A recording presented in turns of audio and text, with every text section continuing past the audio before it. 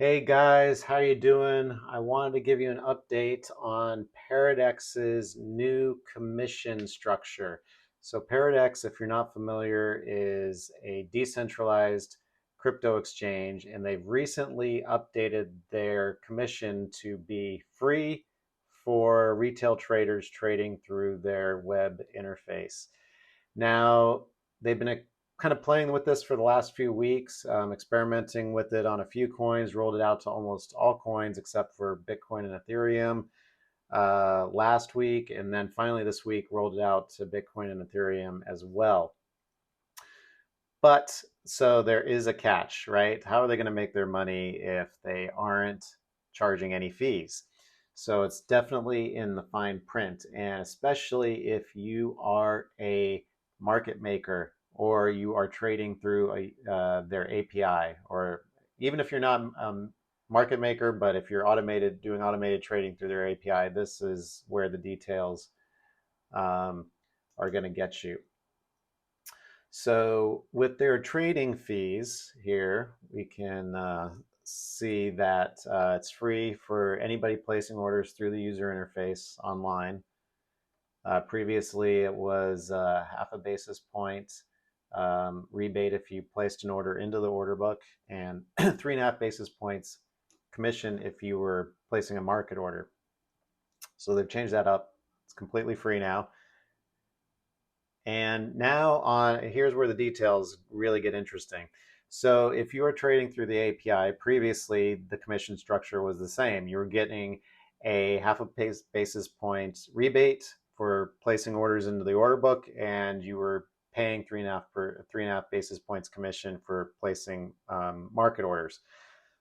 That now has changed where you're not paying anything, you're not getting any rebate either for doing limit orders in the order book. And then for taking liquidity with market orders, you're paying a 2 basis points commission. So that's down from 3.5 basis points. So that's a bit cheaper. Now, here's where things really get interesting. They've created this new kind of order book tier called RPI orders. And what RPI orders are there orders that market makers can place through the API that are only visible to people that are trading through the UI. So they're not visible to other API traders. And the rationale behind this, they think that it should benefit both the market makers and the retail traders. And here's kind of the thinking. Like for a market maker, they would rather trade against retail traders than against other market makers or bots because, in theory, those automated traders tend to be more informed. They're watching the order flow very closely, the order book dynamics, all that stuff. And so you're more likely to be adversely selected when you have an order sitting out there in the order book and it gets picked off by another market maker. So, in order to combat this, you can pay a small fee and make that order only visible to retail traders. Now, in order to do this, they charge a half a basis point commission. So, you're basically paying in order to provide liquidity, but that liquidity is only getting provided to the retail traders. Now, the taker fees don't apply because they don't allow the API traders to place a market order against another resting API RPI order. So, what's in it for the retail traders, though? Like, why would they want to only trade against the market makers? And the reasoning is that if market makers are less likely to get adversely selected or picked off by another market maker or informed trader, they're more likely to quote tighter spreads.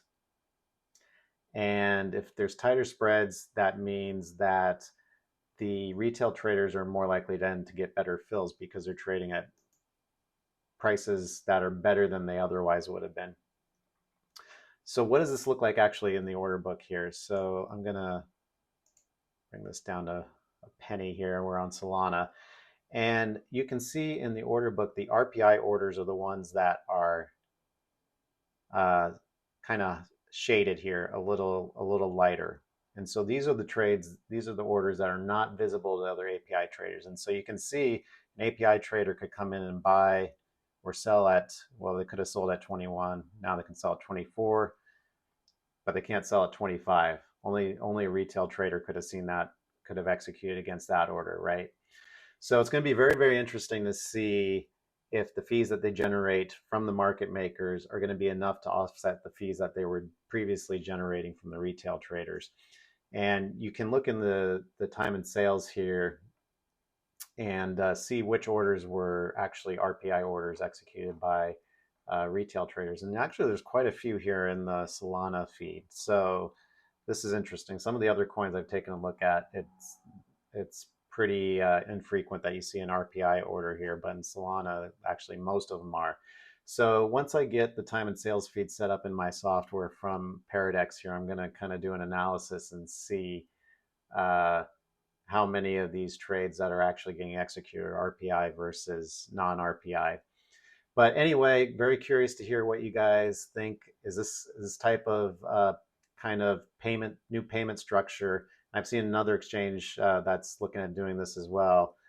Do you think that this is going to last? Do you think they're going to be able to generate enough revenue from the API traders in order to increase the volume that the retail traders are doing? So, love to hear your guys' comments, what you think about this, and hope you guys are having an awesome week. See you later.